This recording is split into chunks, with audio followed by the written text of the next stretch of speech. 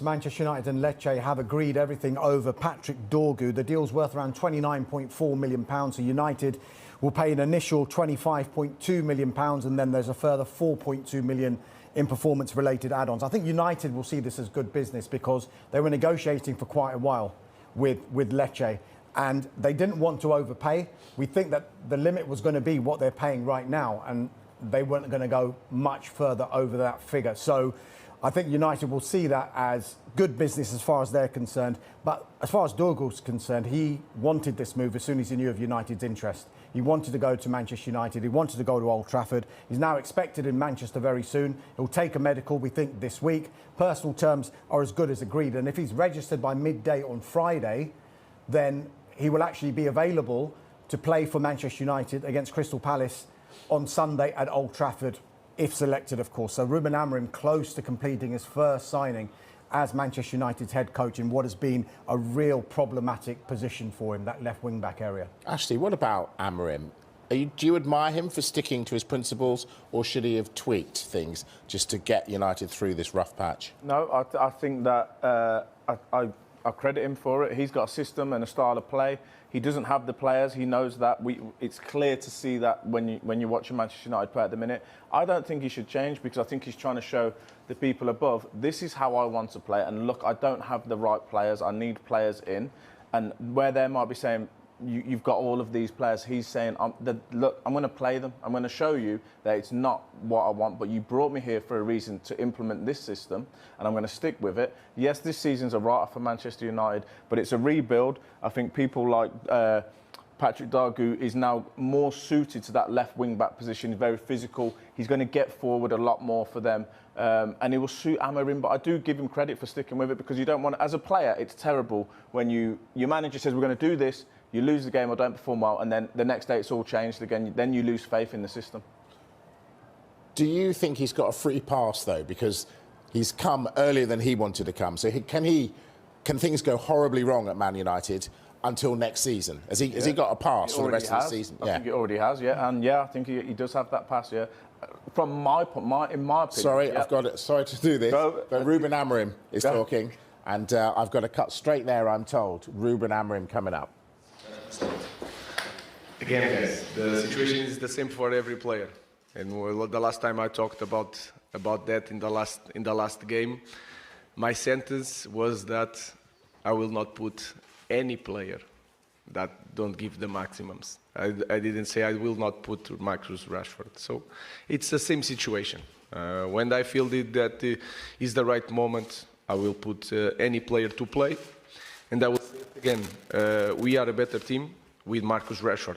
And that is clear. He's a big talent. But until the right moment, I will not change my mind, that's all. And it's always the same answer. Hello and welcome to Gyökeres. Gabriela Bratosing from Antena 1 here. I've got two questions if you allow me. The first one is, your team is not going through a very, let's say, a perfect moment right now. How important would it be for you to win against FCSB tomorrow?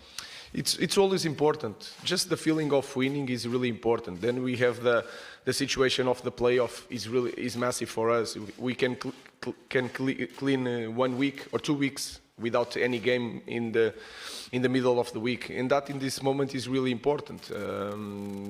Like I said, the first thing is to win the game. We need to improve our performance. We need to see our players perform and to understand in each position they are better to play. So we have a lot to improve. We have to use every game, every training to see that. Also, FCSB is on the 8th position at the moment. Is it surprising for you to see this, considering teams like Galatasaray, Rangers are behind? No, it's not surprising, and we proved that in Premier League. We are Manchester United, and we are so low in the table. So anything can happen in football. We know that he is a strong team. Can score a lot of goals from set pieces, can win difficult matches, sometimes without any so much possession. So he's a really smart team, and we have to perform well to win the game. Hello, my name is Teodor Jumutate from Golasso.ro. I've got two questions too, please.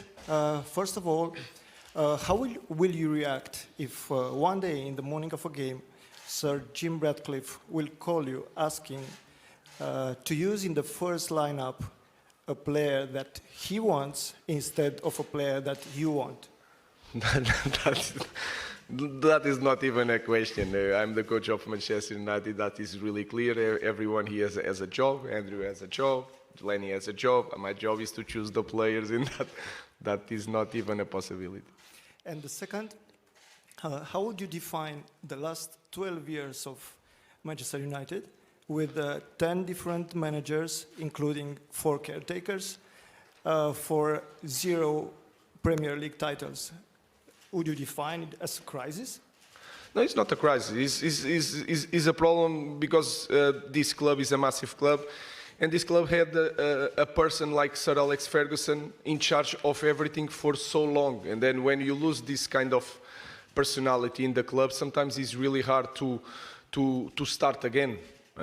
So I think that can happen at any club, especially in our club. It was like 26 years, Andrew, 26 years with the same person, 27, sorry, with that aura and in charge of everything, that build everything, that talk with all the kids, that to bring him here since under 8, under 14. So we need to start doing that without Sir Alex and with just a small help from him. So that can happen in any club.